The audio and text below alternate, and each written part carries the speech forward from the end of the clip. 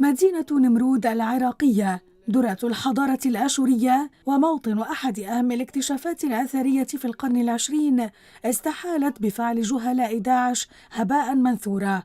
التنظيم الإرهابي نشر شريطا مصورا لعناصره وهم يدمرون معالم نمرود شمال العراق التي تعود إلى القرن الثالث عشر قبل الميلاد، وينهالون بحقدهم على حضارتها التي لا تقدر بثمن بذريعة أنها معالم شرك.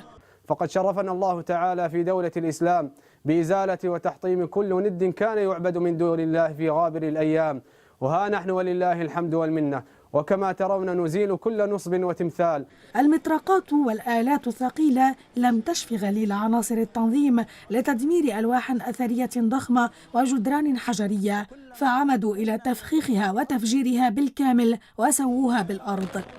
السلطات العراقية كانت قد أعلنت في 5 من آذار مارس أن داعش جرف المدينة الأثرية، وسبق للتنظيم تدمير آثار عدة في شمال العراق. ويؤكد خبراء الآثار أن التنظيم يعتمد على تهريب الآثار وبيعها كأحدى مصادر تمويله، في حين يقوم بتدمير الآثار الكبيرة والثقيلة التي لا قدرة له على نقلها.